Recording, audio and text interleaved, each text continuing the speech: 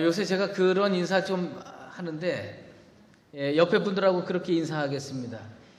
옆에 계신 분이 집사님인지 장로님인지 권사님인지 성도인지 이렇게 물어보시고요.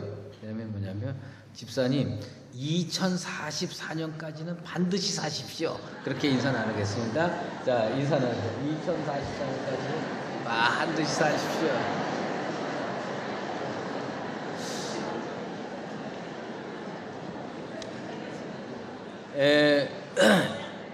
왜 2044년까지 반드시 사시라고 말씀드렸냐면요. 2044년 10월에 휴일이 10월 1일부터 9일까지 아흘에나 천지창조일에 이렇게 오래 놀았던 적이 없대요. 그래서 그때까지 살아서 그 즐거운 걸 한번 맛보시고, 그래서 가만히 계산해 보니까 저희 아버님이 지금 2부 예배 오셨는데 89세거든요. 그래서 앞으로 30년 더 살면 그냥 아브라함 같이 되지 않겠나 그런 생각이 듭니다. 아무튼 그런데 한 번 인사 더 하겠는데요. 2044년까지 강북제일교회를 같이 다니시기 바랍니다. 그렇게 인사 나누겠습니다.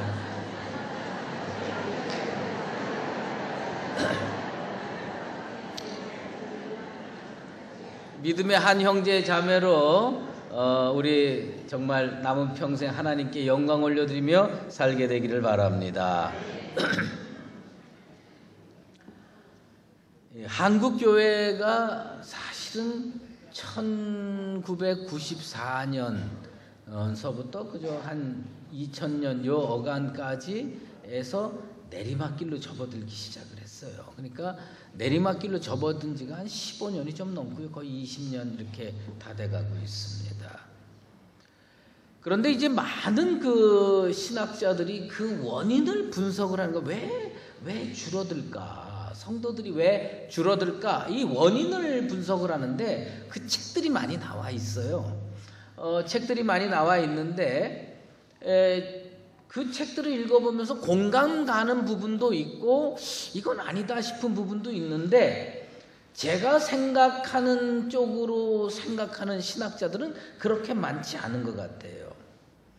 나는 우리 한국교회가 왜 내리막길을 걷게 됐느냐, 무슨 뭐 베이비 부모 시대가 지나고 뭐 그다음에 유럽을 보면 뭐 15,000달러가 국민소득 15,000달러가 넘으면 뭐 어떻게 되고 이런 거 다 통계를 봐도 내 마음에 시원하게 원인 규명이 되지 않는 건데, 전 이렇게 생각을 합니다. 뭐냐면 한국 교회가 기도를 잃어버렸기 때문에 내리막길을 걷고 있다고 저는 확신하고 있습니다. 예전에는요, 전국에 기도원이 참 많았습니다. 물론 기도원의 순기능도 있고 기도원의 역기능도 있어요. 그걸 제가 모르는 건 아닙니다만은, 그래도 기도원이 많이 세워졌다고 하는 것은 그만큼 기도하는 사람이 많았다는 것을 반증하고 있는 겁니다. 그런데 지금은요, 기도원을 찾아보기가 그렇게 쉽지 않습니다. 지금은 큰 교회들이 운영하는 기도원 몇 개를 빼놓고는요, 거의 다 문을 닫은 형편입니다. 그것은 뭐냐? 그만큼 기도하는 사람이 줄어들었다는 겁니다. 그 기도하는 사람이 줄었다는 것은 또 무엇을 얘기하느냐면, 복음의 능력을 확신하는 사람이 그리 많지 않다라는 것을 우리가 알 수가 있습니다. 예전에는요, 목회자들이 휴가를 얻으면 기도원에 한 사흘을 가서 기도하고 휴가를 떠났어요. 그리고 예전에는요, 목회자들이 1년에 한두 번씩 기도원에 가서 기도도 하고 왔습니다. 그런데 언제부턴가 한국교회 목회자들은요, 어디에 많이 참석하냐? 기도원 안 가고요, 어디에 많이 참석하냐면 무슨 뭐 전도 폭발 프로그램, 제자 훈련 프로그램, 뭐 교회를 부흥시켜준다고 하는 프로그램이나 세미나에 참석하는 것을 즐겨하기 시작했습니다. 그야말로 목사들이 좀 무식한 방법처럼 보이는 기도원에서 탈출해서 아주 세련되게 보이는 세미나실 달려가고 있습니다. 요즘 목회자들 보면 저를 포함해서 이 마음 속에, 생각 속에 방법론은 참 충만합니다. 그런데 능력을 상실했습니다. 그와 더불어 목회자의 권위도 땅에 떨어졌습니다. 마치 뭐와 같으냐면 귀신 들린 아이를 어떤 아버지가 데리고 왔는데 예수님이 그때 없으셨어요. 변화산에 가 계시는 바람에 없으셨어요. 그래서 이 아이 좀 고쳐달라고 그랬더니 제자들이 당황하는 겁니다. 할 수가 없는 거예요. 능력을 상실했어요. 예수님께서 오셔서 그 제자들을 일컬어 뭐라고 말씀하냐면 패역한 세대라고 책망을 합니다. 여러분, 패역한 세대는 우리 주님께서 세상 사람에 향해서 하신 말씀이 아닙니다.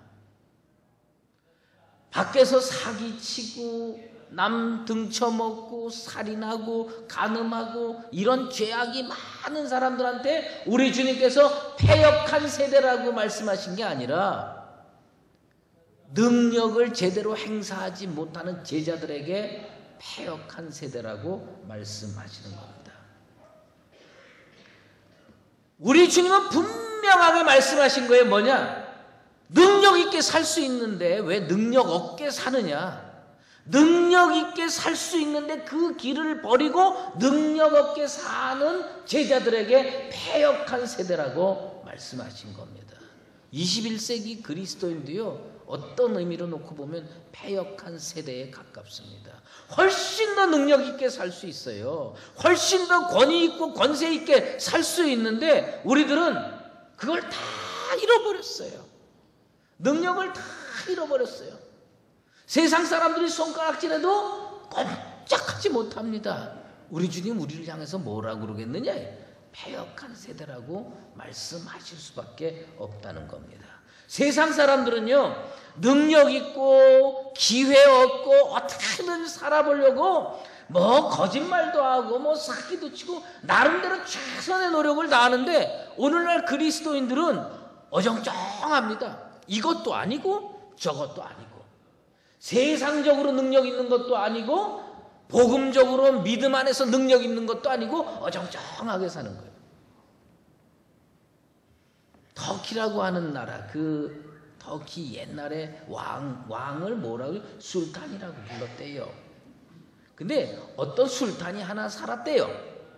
이 술탄은 성질이 대단했대요. 그래서 아무리 총애받는 신하라고 하더라도 한번 이 술탄의 비위를 상하게 하면 죽음을 면키가 어려웠대요. 어느 날 한 장관이, 대신이 그 술탄의 비위를 건드렸습니다. 화가 머리끝까지 난 이 술탄이 저 대신을 끌어다가 목을 베서 처형하라 명령을 내리는 겁니다. 이거 끌려나가서 하면 그냥 죽는 거예요. 근데 이 대신이요, 그래도 살아보려고 끌려나가면서 왕이시여, 술탄이시여, 저에게 능력이 하나 있습니다. 그 능력을 발휘하고 죽게 해 주시옵소서. 그래서 그 능력이 뭔데? 저에게 1년의 시간만 주면 왕이 지금 애지중지하고 키우는 그 애견을 사람처럼 말하게 해 주겠습니다. 그러니까 이 술탄이 거짓말인 것 같은데, 분명히 거짓말인 것 같은데, 뭐 1년 후에 그 자기가 사랑하는 개가 말을 할 수 있다니까 속는 셈 치고, 그래? 그럼 내가 너 1년 생명 연장시켜 줄 테니까 1년 동안 내 개를 잘 훈련시켜서 말할 수 있게 해봐라. 예, 그랬더니 그 살았어요. 그런데 이거 어떻게 됐니? 그 이제 궁에서 빠져나와 가지고 동료 장관들, 동료 대신들하고 저녁을 먹으면서 동료 대신들이 걱정 어린 얼굴로, 야, 왜 그런 거짓말을 했냐 이게. 야, 너 진짜 그 개를 1년 동안 훈련시켜서 말할 수 있게 할 수 있냐? 이 대신에 불가능하지. 근데 어떻게 그래도 1년 더 살게 됐잖아. 근데 그 1년 동안에 무슨 일이 일어날지 어떻게 알아? 그 1년 안에 왕이 죽을 수도 있지. 그 술탄이 죽으면 난 그냥 무조건 계속 사는 거고. 근데 1년 안에 왕이 안 죽으면 그 다음에 그 1년 후에 죽으면 그 1년 안에 내가 다른 나라로 도망갈 수도 있고 얼마든지 할 수 있지 않느냐. 그래가지고 그 사람 1년 동안 개를 훈련시켰대요. 그 개가 말했을까요? 안 했을까요? 예? 여러분 확실히 아시네. 그게 말 안 했어요. 그런데 이 대신은요 나중에 살았대요. 어떻게 살았는지 난 잘 모르지만 좌우지간에 살았대요. 내가 볼 때는요 이 세상 사람들은 자기 목숨 부지하고 사는 데는 능력이 있어. 근데 오늘날 그리스도인은요 훨씬 더 능력 있게 살 수 있는데 그 권세를 사용할 줄 몰라요. 여러분 우리는요 어떤 능력을 가져야 되느냐 하면 하나님을 움직여서 하나님으로 하여금 우리 인생 우리 교회를 도와줄 수 있게 하는 게 우리의 참 능력인 줄로 믿습니다. 예수님의 제자 중에 베드로가 있어요. 베드로가 무슨 제자였냐면 수제자였어요. 근데 예수님의 12제자 중에 베드로가 제일 똑똑하고 제일 머리 좋고 제일 능력 있고 그래서 수제자가 된 게 아니에요. 한 번은 예수님께서요 갈릴리 호수 그 물 위로 걸어갔어요. 물 위로 걸어갔어요. 그런데 12제자가 다 배에 타 있었습니다. 근데 베드로가요 예수님 걸어오시는 거 보고 예수님 나도 예수님처럼 물 위로 걸어가게 해주시옵소서 청을 늡니다. 그러니까 예수님께서요 그래 걸어와라. 예수님께서 걸어오라 그러니까 이 사람이 배에서 내려서 물 위로 몇 걸음 걸어갑니다. 몇 걸음 걸어가다가 그 다음에 겁이 나서 물속에 팍 빠져듭니다.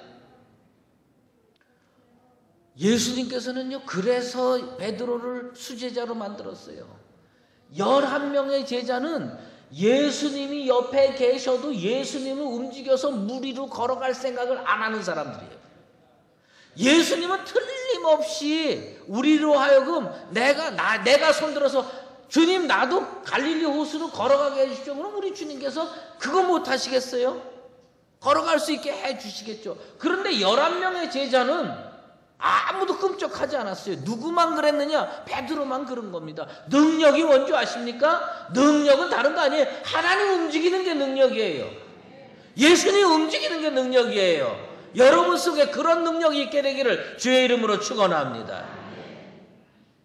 그런데 예수님께서 베드로, 야고보, 요한 세 제자를 데리고 변화산으로 올라가서요 거기에서 환상을 보고 내려오는데 그 시간에 9명의 제자들이 어떻게 됐느냐?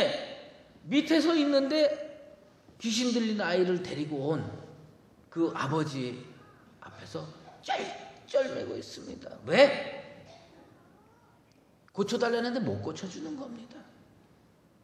여러분 우리가요 분명히 생각해야 될 것은 세상 사람들이 교회에 와야 하는 이유를 우리가 설명할 수 있어야 돼요. 근데 그 설명하는데 제일 근거가 뭐냐면 우리에게 능력이 있어야 됩니다. 많은 사람들이 어떤 생각을 하냐면요 참 많은 목회자들 중에서도 그런 생각을 하시는 분이 계세요. 난 참 답답하다고 보는데 여기 세상이 있어요. 여기 교회가 있어요. 근데 어떤 목사님들은 교회가 세상 같아야 된다고 생각하는 분들이 계셔요. 여러분 교회가 세상 같으면 뭐하러 교회 옵니까? 교회가 세상과 달라야지 교회를 오지. 그냥 세상을 못 본받아가지고 말이죠 이벤트하고 프로그램하고 막 해가지고 그냥 세상하고 똑같이 만들어 놓고 세상 사람 보러 오라고 그래. 여러분, 우리가 이벤트를 백날 하고 프로그램을 백날 해도요, 세상 사람들이 여기 올 이유가 없어요. 그거보다 더 재밌는 이벤트와 프로그램이 세상에 널려 있습니다. 주일날 뭐하러 여러분 교회 오세요? 아니, 등산 가려면 산으로 가지 여기 뭐하러 오겠어요? 재밌는 걸로 얘기를 하면 산이 훨씬 더 재밌고요. 뭐 골프 치는 분들은 주일날 저기 골프장에 가서 골프 치면 얼마나 재밌겠어요. 우리가 교회에 오는 이유는 여기에 생명이 있고 구원의 역사가 있기 때문에 일로 오는 줄로 믿습니다. 그래서 교회는 말이죠, 세상과 똑같아지려고 노력하면 안 돼요. 교회는 세상과 달라지려고 노력해야 돼요. 그래야 그게 진짜 교회입니다.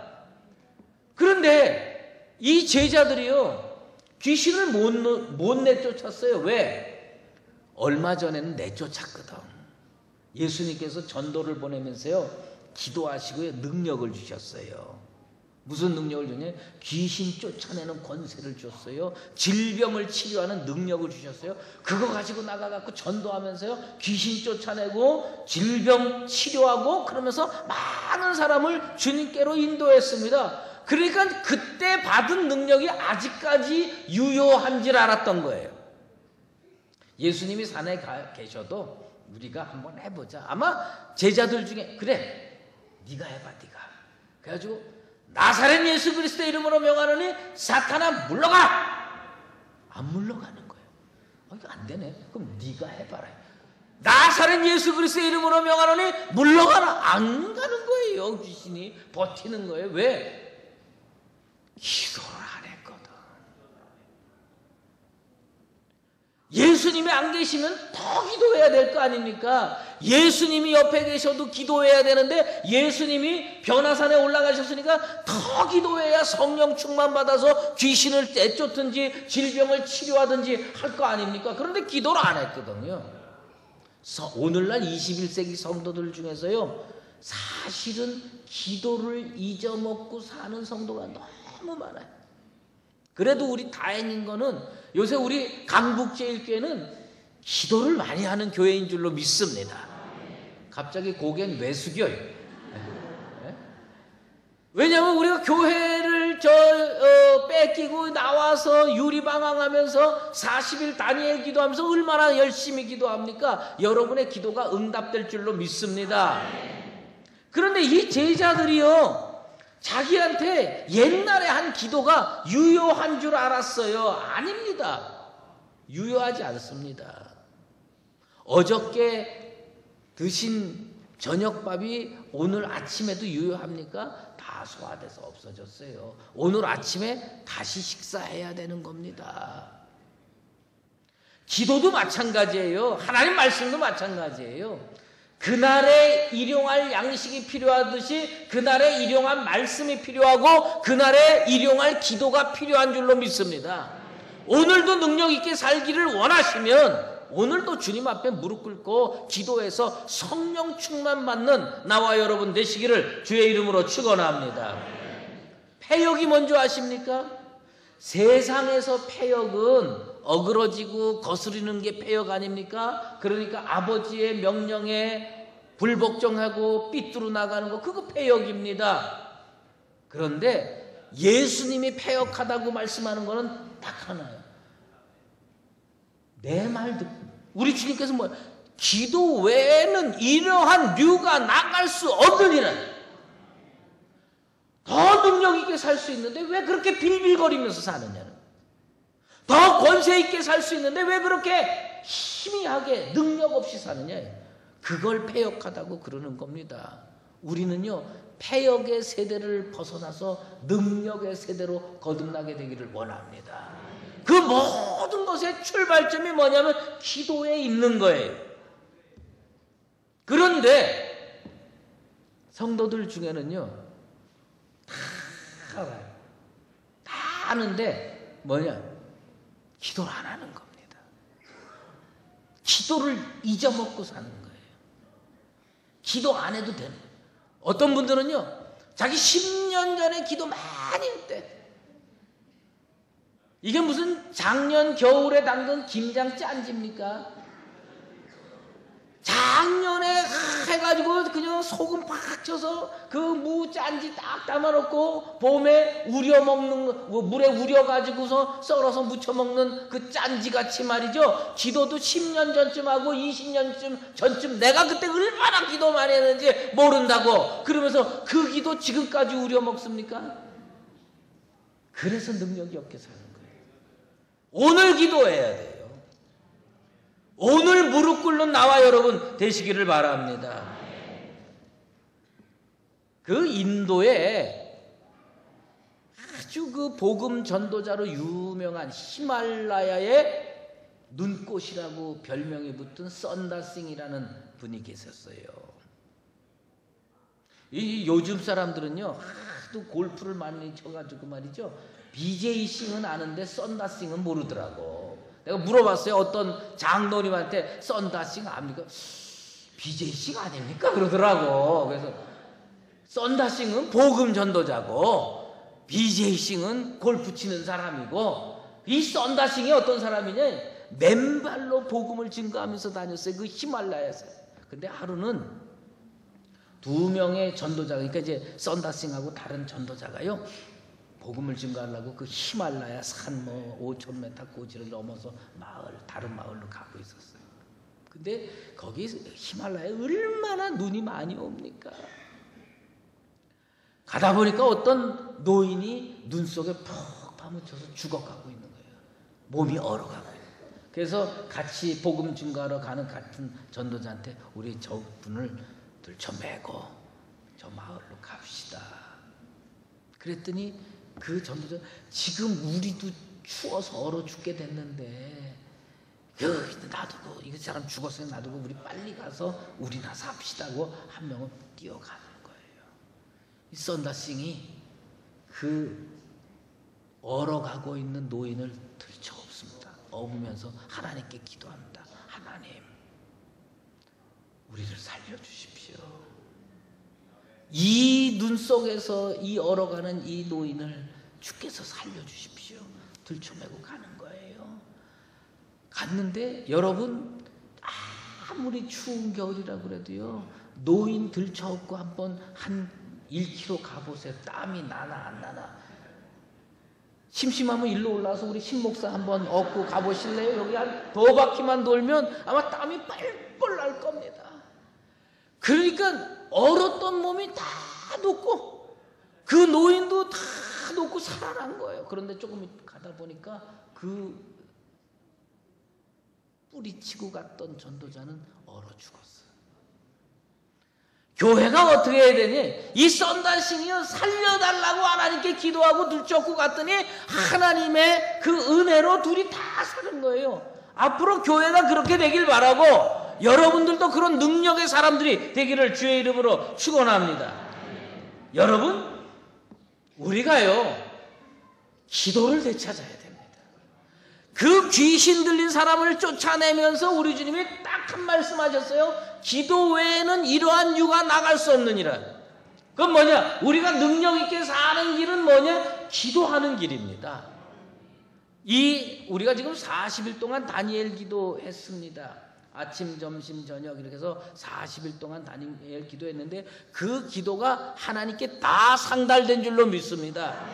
그런데 오늘이 그 마지막 날이에요. 28일 마지막 날이라서 저는 어떻게 결심을 했냐면, 내가 앞으로 평생 목회를 하면 그렇게 해야 되겠다. 그래서 저 개인적으로는 이 다니엘 기도를 내 평생, 남은 평생 다 해야 되겠다.